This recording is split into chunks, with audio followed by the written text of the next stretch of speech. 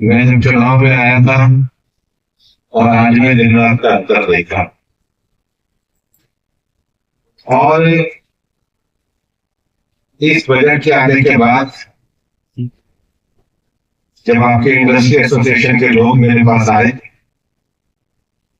तो मैंने कहा था कि अपने क्षेत्र में इंडस्ट्री के विकास के लिए, स्किल के विकास के लिए और इलाके के विकास के लिए मैं लगातार आपसे डायलॉग करता रहूंगा और निश्चित रूप से हम इस विकास के काम को आगे बढ़ाएंगे।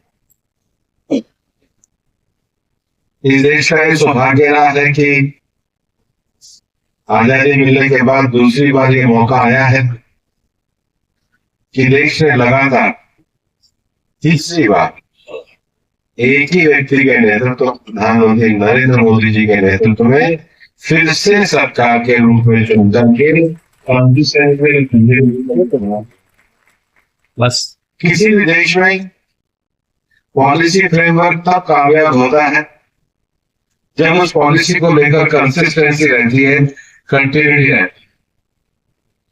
और यही कारण है कि जो बजट 2024 में प्रधानमंत्री नरेंद्र मोदी जी के नेतृत्व में दिया गया है, इस बजट में मुख्यतः 9 पैरामीटर्स को छुआ गया।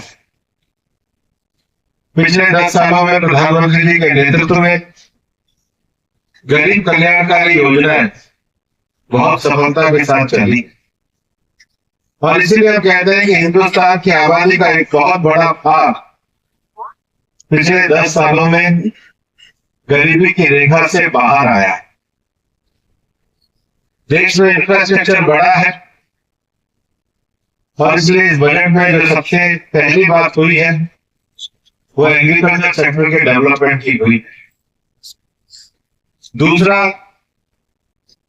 अब चूंकि इंफ्रास्ट्रक्चर काफी बड़ा है इसलिए एम्प्लॉयमेंट को दूर करने के साथ ही, समस्या को दूर करने के साथ ही एम्प्लॉयमेंट के लिए जो स्किल डेवलपमेंट चाहिए उसका इस बजट में जोर दिया है। मैं कई बार इंडस्ट्रियल एसोसिएशन के लोगों से यहां भी बात करता था और देश में भी लेबर मिनिस्टर के नाते मेरा एक बड़ा अनुभव रहा। अभी मैं डीएम से, मैडम से जब बात कर रहा था तो मैं ये कह रहा था कि जो सबसे बड़ी समस्या रहती है वो एम्प्लॉयबिलिटी गैप की है। एम्प्लॉयमेंट तो देना चाहते हैं लेकिन उसका जो स्किल और जो वो एम्प्लॉयमेंट की जो जनरेशन है उसके बीच में गैप रहता है। और ऐसा नहीं है कि इंडस्ट्री अब बाहर के लोगों को ही पसंद करती है। ट्रांसपोर्ट आता है तो लोकल लोग आते हैं, कॉन्ट्रैक्टर आता है तो लोकल लोग आते हैं, कंस्ट्रक्शन आता है तो लोकल लोग आते हैं, सप्लाई आती है तो लोकल लोग आते हैं। लेकिन जब सीएनसी मशीन पे काम करना होता है तो एम्प्लॉयमेंट यही मिलेगा, ये मेरा निश्चित विश्वास है। और इसलिए उस स्किल को डेवलप करना, उस एटीट्यूड को डेवलप करना, ये दोनों के लिए फायदेमंद है। इंडस्ट्री के लिए भी फायदेमंद है और लोकल लोगों के लिए भी फायदेमंद है। और 2024 का जो बजट बना है इसमें जो सबसे बड़ा काम सरकार के द्वारा प्रधानमंत्री जी के नेतृत्व में किया गया है वो इस स्किल और एम्प्लॉयबिलिटी के गैप को खत्म करने की कोशिश की गई। वो इंक्लूसिव डेवलपमेंट का विषय है। इंक्लूसिव डेवलपमेंट का यह अर्थ है कि शहर का तो विकास हो ही होगा, उसके साथ जो शहरीकरण के कारण जो बाकी का जो ग्रामीण क्षेत्र उसके पेरिफेरी में आता है उसका भी विकास हो। चौथा जो पैरामीटर पूरे बजट में प्रधानमंत्री जी के विजन को लेकर के आगे बढ़ाया गया है वो मैन्युफैक्चरिंग एक्टिविटी को बढ़ाने के लिए। यहाँ भी गिलोट में या जो जैपनीज एरिया में जो ज्यादा इंडस्ट्रियां जिन्होंने तरक्की करी है उन्होंने करी है जिन्होंने मैन्युफैक्चरिंग में, स्पेशल आइटम में अपनी एक्सपर्टीज विकसित करी। जिनके पास भी मैन्युफैक्चरिंग में आज के हिसाब से स्पेशल कैपेसिटी है, उन इंडस्ट्री से तरक्की करने का काम किया है और देश के विकास के लिए भी जो नई डिजिटल क्रांति की ओर हम जा रहे हैं, उसमें इलेक्ट्रॉनिक मैन्युफैक्चरिंग, सेमीकंडक्टर की मैन्युफैक्चरिंग, इसको बजट में बढ़ाने का बात किया गया है। पांचवा विषय जो है, अब देश को नए शहर चाहिए। शहरों में तेजी से आबादी बढ़ रही है और इसलिए अर्बन डेवलपमेंट को फोकस करते हुए प्रधानमंत्री जी के नेतृत्व में बजट बनाया गया है। छठा विषय, जिसके कारण इस बजट को हिंदुस्तान का 2047 का विकसित भारत के बजट के रूप में माना जाता है, वो सबसे बड़ा विषय एनर्जी के प्रोडक्शन को बढ़ाना है। एनर्जी की जो बात की जा रही है, रिन्यूएबल एनर्जी की बात की जा रही है, और यहाँ जितने भी गिलोट में एक्सपोर्ट करने वाले यूनिट बैठे हुए हैं, आप मान के चलना एक समय बाद एक्सपोर्ट में भी इको मार्क की जरूरत पड़ने लग जाएगी, ग्रीन एनर्जी की जरूरत पड़ने लग जाएगी। और इसलिए अभी से सरकार ने अपनी उस क्षमता को बढ़ाने का काम किया है। इन सब चीजों को बढ़ाने के लिए इंफ्रास्ट्रक्चर की जरूरत है और इसलिए मोदी जी के बजट का जो 7वां एस्पेक्ट है वो इंफ्रास्ट्रक्चर है। और सबसे बड़ी बात है कि जब तक हम रिसर्च पे जोर नहीं दे सकते, दुनिया में जितने भी ऑटोमोबाइल सेक्टर में, एनर्जी के सेक्टर में, मैन्युफैक्चरिंग के सेक्टर में इंडस्ट्रियल डेवलपमेंट हुए, उन्होंने लगातार कंटिन्यू अपना रिसर्च बंद नहीं किया और इसलिए रिसर्च के आयाम को बढ़ाया गया है। और जो नवा विषय बजट में जो सबसे बड़ा आया है, वो नई जनरेशन के हिसाब से सुधार होने चाहिए। और इसलिए एक तरीके से देखा जाए तो प्रधानमंत्री नरेंद्र मोदी जी के ये जो हिस्टोरिकल उनका तीसरा टर्म आया, उसमें जो बजट आया है, ये विकसित भारत की कल्पना को बढ़ाने वाला बजट है।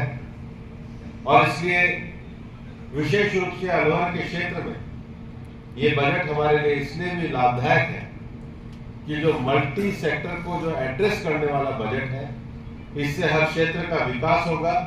और हम अलवर में बैठे हैं तो इसके विकास की बात को हमें अपने क्षेत्र में भी कैसे लागू करें, ये समझना पड़ेगा। अभी तक जो सरकार के द्वारा बहुत जो छोटे और सूक्ष्म एनवायरमेंट फ्रेंडली लाइफस्टाइल, और मैं कल भी किसी को कह रहा था कि अगर मैं आपको कहूं कि आपको 1 करोड़ रुपए दोगे तो क्या करोगे, तो आप कहोगे फेंकूंगा तो नहीं, बैंक में रखूंगा, इंडस्ट्री को और बढ़ा दूंगा।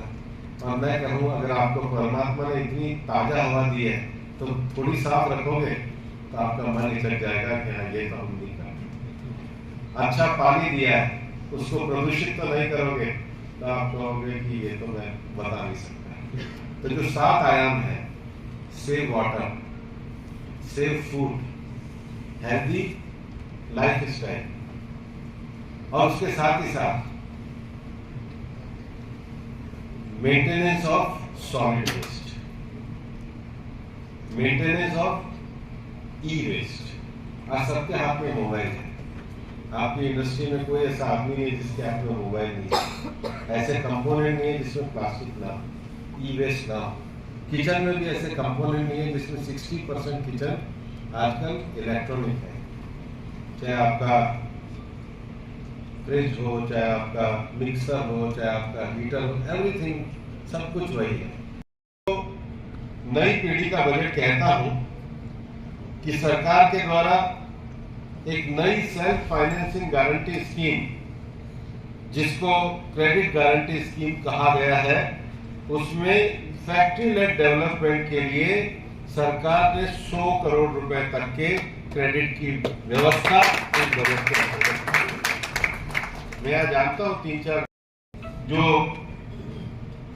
टर्नओवर की सीमा थी उसको घटा करके 250 करोड़ रुपए करने का जो काम किया है, इसमें भी लगभग छोटी कंपनियों को बड़ा लाभ होने का विषय लगेगा। सरकार ने नई बैंकों को पहुंचाने की बात करी है और निश्चित रूप से हम लोग अपने क्षेत्र में उसको आगे बढ़ाने का काम करेंगे। ये जो अपने पूरे घिलोट और निमराना क्षेत्र में एक सिरेमिक जोन भी बनाया है घिलोट में, और उसमें जो करने का उद्देश्य था कि हमारे यहाँ पर विशेष रूप से जो छोटे बैटरी पैक मैन्युफैक्चरिंग, छोटे कंपोनेंट की बात करने की बात करी है, इस बार सरकार के द्वारा बजट में जो लिथियम आयन सेल्स है और लिथियम आयन बैटरी है, उस पर कस्टम ड्यूटी को फ्री करने का काम किया है। इन इंडस्ट्रीज को हम इस क्षेत्र में भी लगा सकते हैं, और केमिकल प्रोडक्ट इंडस्ट्री के लिए विशेष रूप से इस बजट में एक जो बड़ा परिवर्तन किया गया है, जो 28 क्रिटिकल मिनरल्स हैं जिसके द्वारा केमिकल के उत्पादन का काम होता है, सिलिकॉन क्वार्ट्ज है, सिलिकॉन डाइऑक्साइड है, उसमें भी कस्टम ड्यूटी को घटाया गया। ये क्षेत्र एक तरीके से मैन्युफैक्चरिंग एक्टिविटी का हब बन रहा है, और सरकार के द्वारा इलेक्ट्रॉनिक व्हीकल और एनर्जी ट्रांजिशन में काफी ज्यादा सुविधाएं इस बजट के अंतर्गत दी गई। और तीसरा जो विषय आया है the modified electronics manufacturing cluster, और ये तीनों ही विषय ऐसे हैं कि राजस्थान को मिलने वाला इस स्कीम में जो मेरा अनुमानित प्रावधान है 48,000 करोड़ रुपए का जो निवेश है, हम मेहनत करके अलवर और भिवाड़ी के क्षेत्र में ला करके नए रोजगार के काम को आगे बढ़ाने का काम कर सकते हैं। ये इसलिए क्या कि इंडस्ट्रियल एसोसिएशन वो एक मेजर क्लस्टर है। इस क्षेत्र में जो इंडस्ट्री के बढ़ने के साथ जो सबसे बड़ा विषय है वो केंद्र सरकार से ईएसआईसी का विषय रहता है, क्योंकि जब बड़ी संख्या में वर्कर आते हैं तो उनके लिए अस्पताल की जरूरत है। कुशकेड़ा इंडस्ट्री में तो ईएसआईसी की एक डिस्पेंसरी को और मंजूर किया ही गया है। हम तुरंत ही जमीन पे बातचीत चल रही है, नीमराना में भी, इस क्षेत्र में भी एक 150 बेड का और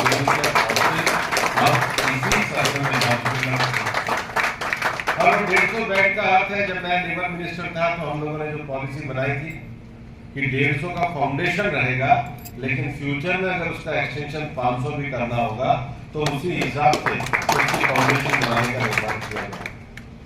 ये बात मैं आपको इसलिए कह रहा हूं कि किसी भी इंडस्ट्रियल क्षेत्र का जो विकास है उसको बढ़ाने के लिए वहां की जो आईटीआई है, जब मैं स्किल गैप की बात करता हूं तो आईटीआई की कैपेबिलिटी बढ़ाने की बात जरूर है।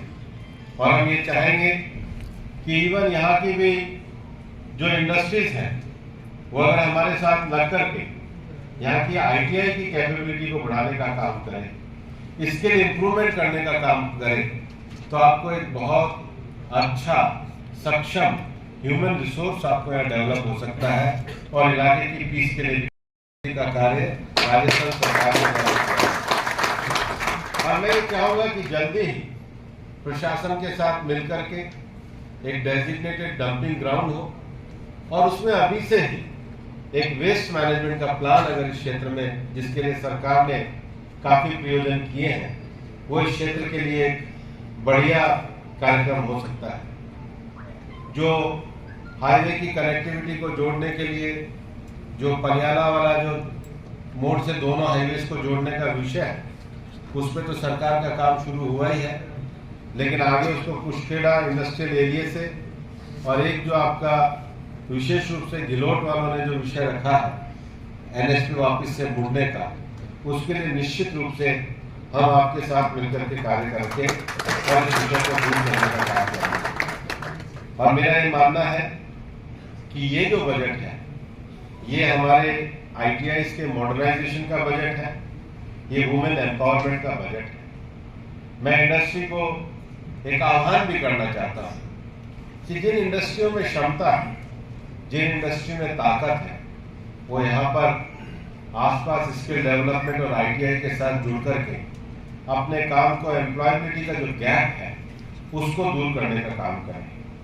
और दूसरा जो छोटे लोकल प्रोडक्ट है वो हम एसएचजी के साथ जोड़ सकते हैं। खासकर ऐसे आइटम है जो कंज्यूमेबल है, जो आपके इंडस्ट्री के कंजम्पशन के लिए डे टू डे नीड पर आते हैं, उसको एसएचजी से जोड़ सकते हैं।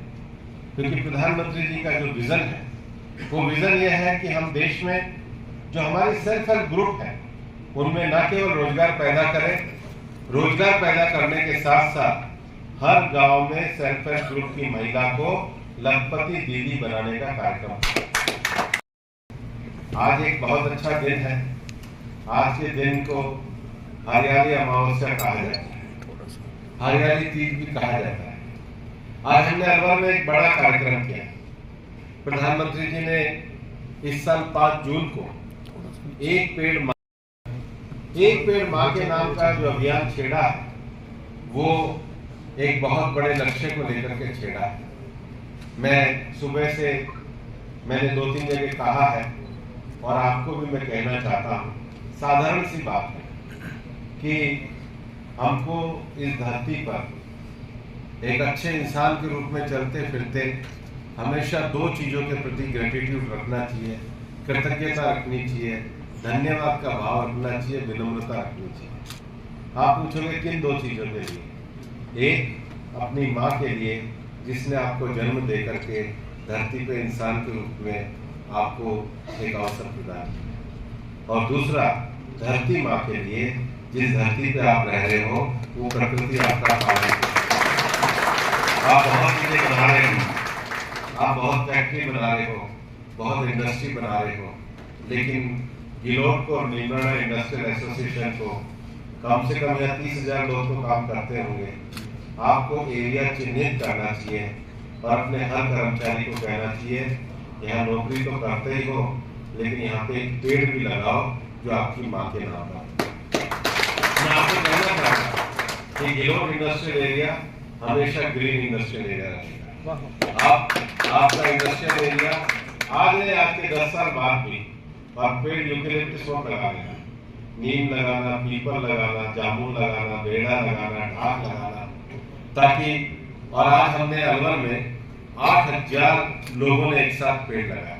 मैंने भी जब मेहनत शुरू करा तो मुझे कल्पना नहीं थी इतने लोग आएंगे, परिवार आए, बच्चे आए, और हमने तो उसके 16 सेक्टर बनाए। हर सेक्टर आज कम से कम 6-7 संस्थाओं ने ले लिया, और कहीं रोटरी क्लब ने लिया है, कहीं इंडस्ट्रियल एसोसिएशन ने लिया है, कहीं वहाँ एक संत। छोटे सर्विस की चीजें लगाने के लिए भी जो सरकार के द्वारा 10 लाख का जो लोन दिया जाता था, अब इस बजट में उसकी सीमा को बढ़ा करके 20 लाख रुपए कर दिया गया है। ये बहुत बड़ा।